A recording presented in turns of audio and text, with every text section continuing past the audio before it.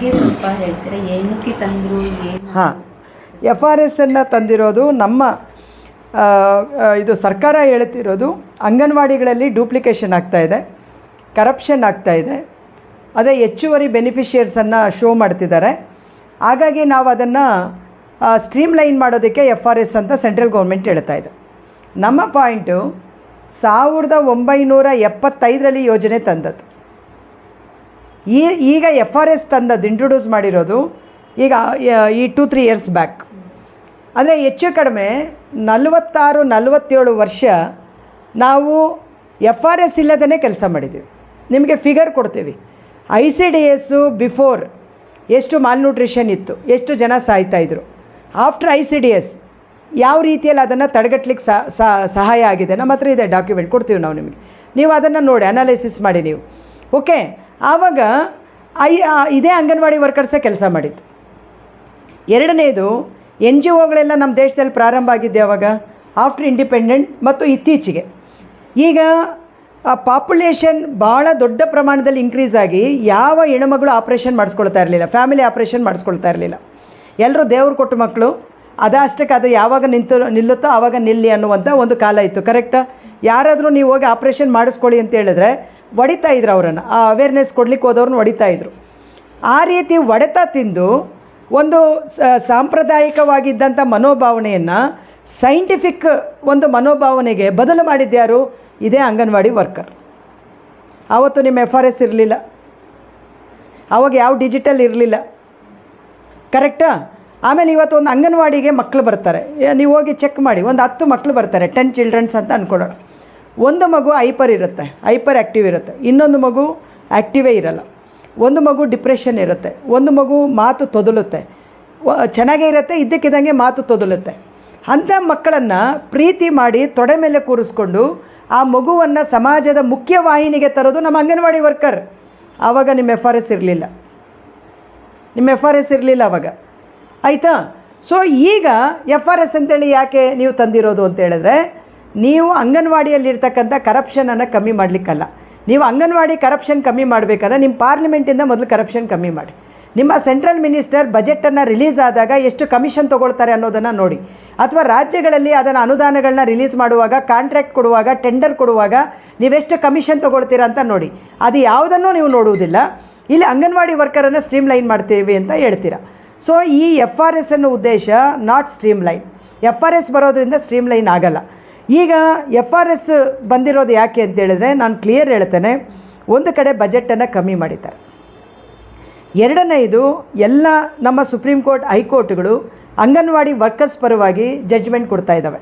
ಆದರೆ ಒಂದೊಂದು ಕಾನೂನು ಲಾಗೂ ಆಗ್ತಾಯಿದೆ. ಈಗ 1972 ಗ್ರ್ಯಾಜ್ಯುಟಿ ಆ್ಯಕ್ಟ್ ಅವ್ರಿಗೆ ಅಪ್ಲೈ ಆಗಿದೆ. ಆಯಿತಾ? ಅವ್ರನ್ನ ರೆಕಗ್ನೈಸ್ ಮಾಡಬೇಕು ಅಂತ ಹೇಳ್ತಾ ಇದ್ದಾರೆ. ILC ಇಂಡಿಯನ್ ಲೇಬರ್ ಕಾನ್ಫರೆನ್ಸ್ಗಳು ಇವರನ್ನು ವರ್ಕರ್ ಅಂತೇಳಿ ರೆಕಗ್ನೈಸ್ ಮಾಡಬೇಕು ಅಂತ ಹೇಳ್ತಾ ಇದ್ದಾರೆ. ಓಕೆ, ಅವರ ಒಂದು ಸೋಷಿಯಲ್ ಸ್ಟೇಟಸ್ ಚೇಂಜ್ ಆಗ್ತಾ ಇದೆ. ಮತ್ತು ಎರಡನೇದು, ಅವರನ್ನು ಇವತ್ತಲ್ಲ ನಾಳೆ ನೀವು ಅವರನ್ನು ರೆಕಗ್ನೈಸ್ ಮಾಡಲೇಬೇಕು. ಅದು ಆ ಥರದ ಒಂದು ಅಗತ್ಯತೆ ನಿಮಗೆ ಬರ್ತಾ ಇದೆ. ಅದಕ್ಕೆ ಈಗ ಸೆಂಟ್ರಲ್ ಗೌರ್ಮೆಂಟ್ ಪ್ಲ್ಯಾನ್ ಏನು? Everything privatisation. ಅವರು ಹೇಳ್ತಾರೆ ಸರ್ಕಾರದ ಕೆಲಸ ಗವರ್ನಿಂಗ್ ಮಾಡೋದಲ್ಲ ಅಂತ ಹೇಳ್ತಾರೆ, ಬಿಸ್ನೆಸ್ ಮಾಡೋದಲ್ಲ, ನಾವು ಸೂಪರ್ವೈಸ್ ಮಾಡ್ತೀವಿ ಅಂತ ಹೇಳ್ತಾರೆ. ಓಕೆ, ನಂದಲ್ಲ ಅದು ಕೆಲಸ ಅಂತ ಹೇಳ್ತಾರೆ. ಅದರ ಆಧಾರದ ಒಳಗಡೆ ICDSಗೆ ನೀವು ಬಜೆಟ್ ಕಮ್ಮಿ ಮಾಡಿದ್ದು ನಂಬರ್ 1. ಇದು ಶೇರಿಂಗ್ ಪ್ಯಾಟ್ರನ್ ಚೇಂಜ್ ಮಾಡಿದ್ದು.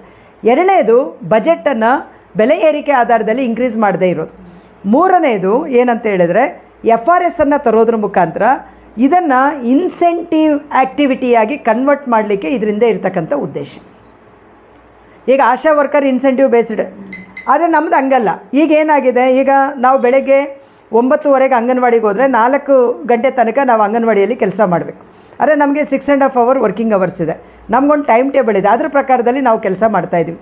ಈಗ ಇವರೇನು ಮಾಡ್ತಾ ಇದ್ದಾರೆ, ನೀವೀಗ ಮಕ್ಕಳು ಎಷ್ಟು ಜನ ಬಂದಿದ್ದಾರೆ ಅದು ಒಂದು ಅಟೆಂಡೆನ್ಸ್ ಕೊಡಬೇಕು. ನಾವು ಆ್ಯಕ್ಟಿವಿಟಿ ಏನು ಮಾಡ್ತೀರಾ ಅಟೆಂಡೆನ್ಸ್ ಕೊಡಬೇಕು, ಫುಡ್ ಎಷ್ಟು ಕೊಡ್ತೀರಾ ಅಟೆಂಡೆನ್ಸ್ ಕೊಡಬೇಕು. ಒಂದು ವರ್ಷದ ಆವ್ರೇಜ್ ತೆಗಿತಾರೆ, ಆವ್ರೇಜ್ ತೊಗೊಂಡು ನೆಕ್ಸ್ಟ್ ಇದರಿಂದ ಅಷ್ಟೇ ಫಂಡ್ ಕೊಡ್ತಾರೆ ಅವರು. ಅದರ ಅರ್ಥ ಏನು? ಆ್ಯಕ್ಟಿವಿಟಿ ಬೇಸ್ಡ್ ನಾವು ಫಂಡ್ ಕೊಡ್ತೀವಿ ಅಂತ ಅರ್ಥ. ನಾವೇನು ಹೇಳ್ತಾ ಇದ್ದೀವಿ, ICDSಗೆ ಬರುವಂಥ ಬೆನಿಫಿಷಿಯರ್ಸ್ಗೆ ನೀವೇನು ಕೊಡ್ತೀರಾ, ನಮ್ಮ ಕಾನ್ಸ್ಟಿಟ್ಯೂಷನ್ ಪ್ರಕಾರದಲ್ಲಿ ನೀವು ಅವರಿಗೆ ಕೊಡ್ತಾ ಇರೋದು. ಇಟ್ಸ್ ನಾಟ್ ಇದು ಪುಕ್ಸಟ್ಟೆ ಕೊಡ್ತಾ ಇರೋದಲ್ಲ. ನಮ್ಮ ದೇಶದ ಸಂವಿಧಾನದ ಆರ್ಟಿಕಲ್ 45 ಏನು ಹೇಳುತ್ತೆ, ಆರ್ಟಿಕಲ್ 45 ಏನು ಹೇಳುತ್ತೆ, ಒಂದು ಇದು ಆಹಾರ, ಆರೋಗ್ಯ, ಶಿಕ್ಷಣ ಒಂದು ಪ್ರಭುತ್ವ ಉಚಿತವಾಗಿ ಒದಗಿಸ್ಬೇಕು ಅಂತ ಹೇಳುತ್ತೆ. ಅದರ ಆಧಾರದಲ್ಲಿ ನೀವು ಕೊಡ್ತಾಯಿರೋದು. ಆದರೆ ನಮ್ಮ ದೇಶದ ಸಂವಿಧಾನ ಏನೇನಿದೆ ಅದನ್ನು ಜಾರಿ ಅಂಗನವಾಡಿ ಕೇಂದ್ರಗಳ ಮುಖಾಂತರ ನೀವು ಮಾಡ್ತಾಯಿದ್ದೀರ. ಆದರೆ ಅದರ ಅರ್ಥ ಏನಂತ ಹೇಳಿದ್ರೆ, ಇದು right to children's, right to pregnant and lactating mother, right ಅನ್ನೋದನ್ನು ತೆಗೆದುಬಿಟ್ಟು ನೀವು ಭಿಕ್ಷೆ ರೂಪದಲ್ಲಿ ಕೊಡ್ತಾಯಿದ್ದೀರ. ಫುಡ್ ಸೆಕ್ಯೂರಿಟಿ ಆ್ಯಕ್ಟ್ ಕೂಡ ಅದನ್ನೇ ಹೇಳುತ್ತೆ, ಆಯಿತು. ಆದರೆ ಇವರು ಆ ರೀತಿ ಪರಿಗಣಿಸದೆ ಈಗ ಇವರು FRS ಈಗ ತಂದಿದ್ದಾರೆ. ಸೊ ಈ FRS ತಂದ ಮೇಲೆ ನಮ್ಮ ದೇಶದಲ್ಲಿ ಸುಮಾರು ನಮ್ಮ ರಾಜ್ಯದಲ್ಲಿ 5 ಲಕ್ಷ ಬೆನಿಫಿಷಿಯರ್ಸು ಕಮ್ಮಿಯಾಗಿದ್ದಾರೆ. ಯಾಕೆ ಕಮ್ಮಿ ಆಗಿದ್ದಾರೆ? ಕೆಲವರು ಹೇಳ್ಬೋದು, ಇಲ್ಲ ಮೋದಿ ಹೇಳಿದ್ದು ಕರೆಕ್ಟ್ ಅಂತ. ಅಲ್ಲ, ಯಾಕೆ ಕಮ್ಮಿ ಆಗಿದೆ ಅಂತ ಹೇಳಿದರೆ, ನಮ್ಮ ಅಂಗನವಾಡಿ ವರ್ಕರ್ಸ್ನ ಪ್ರಾಕ್ಟಿಕಲ್ ಪ್ರಾಬ್ಲಮ್ ಕೇಳಿ. ಈಗ ಫಾರ್ ಎಕ್ಸಾಂಪಲ್, ನೀವು ನಮಗೆ ಪ್ರೆಗ್ನೆಂಟ್ ವುಮೆನ್, ನೀವು ಯಾವುದೋ ಒಂದು ಗ್ರಾಮದಲ್ಲಿ ಇರ್ತೀರ, ಆಯಿತಾ? ನಿಮಗೆ 7 ಮಂತೋ 8 ಮಂತೋ 9 ಮಂತೋ ಸಮಥಿಂಗ್ ಆಗಿರುತ್ತೆ. ನಿಮ್ಮ ಹತ್ರ ಮೊಬೈಲ್ ಇರೋಲ್ಲ, ಎಲ್ಲರ ಹತ್ರನೂ ಮೊಬೈಲ್ ಇರೋಲ್ಲ, ಆಯಿತಾ? ಮೊಬೈಲ್ ಅಂದರೆ ಈ ಆಂಡ್ರಾಯ್ಡ್ ಮೊಬೈಲ್, ಆಯಿತಾ? ಬೇರೆ ಮೊಬೈಲ್ ಅಲ್ಲ. ಈಗ ನಾನು ಅಂಗನವಾಡಿ ವರ್ಕರ್, ನೀವು ಮದುವೆ ಆಗದೇ ಇದ್ದಾಗ ನಿಮ್ಮ ಹತ್ರ ಆಧಾರ್ ಕಾರ್ಡ್ ಇರುತ್ತೆ. ಮದುವೆ ಆಗದೇ ಇದ್ದಾಗಿರುವಂಥ ಆಧಾರ್ ಕಾರ್ಡ್ ನಿಮ್ಮ ಫೋಟೋಗೂ, ನೀವು ಪ್ರೆಗ್ನೆಂಟ್ ಆದಮೇಲೆ ಇರುವಂಥ ನಿಮ್ಮ ದೈಹಿಕ ಫೋಟೋಗೂ ವ್ಯತ್ಯಾಸ ಇರುತ್ತಾ ಇಲ್ವಾ? ಬಟ್ ಈಗ ನಮ್ಮ ಮೊಬೈಲಲ್ಲಿ ಅದು ಕ್ಯಾಪ್ಚರ್ ಆಗೋಲ್ಲ, ಯಾಕಂದರೆ ಅದು ಫೋಟೋ ವ್ಯತ್ಯಾಸ ಇದೆ ಅಂತೇಳಿ ಕ್ಯಾಪ್ಚರ್ ಆಗೋಲ್ಲ. ಇದು ನಂಬರ್ 1. ನಂಬರ್ 2 ಏನು, ಈಗ ನಾನು ನಿಮ್ಮನ್ನು ಕ್ಯಾಪ್ಚರ್ ಮಾಡಬೇಕಂತೇಳಿದ್ರೆ ಒಂದು ಲಿಂಕ್ ಬರುತ್ತೆ. ಆ ಲಿಂಕನ್ನು ನಾವು ನಿಮ್ಮ ಹೆಸರನ್ನು ಹಾಕ್ತೀವಿ, ನಿಮಗೊಂದು OTP ಬರುತ್ತೆ. ನೀವು OTP ನನಗೆ ಹೇಳ್ಬೇಕು. ಅರೆ ಮೊಬೈಲ್ ನಿಮ್ಮ ಗಂಡ ಹತ್ರನೋ ನಿಮ್ಮ ಮಗಳ ಹತ್ರನೋ ಮಗನ ಹತ್ರನೋ ಇರ್ತಾನೆ, ಅವನು ಯಾವುದೋ ಕೆಲಸದಲ್ಲಿ ಇರ್ತಾನೆ. ಆ ಕೆಲಸ ಬಿಟ್ಟು ಅವ್ನು ನನಗೆ OTP ಹೇಳ್ಬೇಕು. ಅವನು ಹೇಳಲ್ಲ, ರೆಫ್ಯೂಸ್ ಮಾಡ್ತಾನೆ. ಏನು, ನೀವು ಕೊಡುವಂಥ 500 ಇದಕ್ಕೋಸ್ಕರ ನಾನು ನನ್ನ ಟೈಮ್ ವೇಸ್ಟ್ ಮಾಡ್ಕೊಳ್ಳ ಅಂತ ಹೇಳಿ ಅವ್ನು ರಿಯಾಕ್ಟ್ ಮಾಡ್ತಾನೆ. ಸರಿ, ಒಂದು OTP ಬರುತ್ತೆ. ಆ OTP ಹಾಕಿದ ಮೇಲೆ ಇನ್ನೊಂದು OTP ಹೋಗುತ್ತೆ. ಆ OTP ಹಾಕಬೇಕು. ಆ OTP ಹಾಕಿದ್ಮೇಲೆ ನಿಮ್ಮ ಮುಖ ಕ್ಯಾಪ್ಚರ್ ಆಗುತ್ತೆ. ಆ 2 OTP ತಗೊಳ್ಳೋದೇ ನಮಗೊಂದು ಸವಾಲು. ಇದು ಪ್ರತಿ ತಿಂಗಳು ಏನು? ಎಸ್, ಎವ್ರಿ ಮಂತ್ ಅಲ್ಲ, every month. This is the basic ಇದು ಪ್ರಾಬ್ಲಮ್.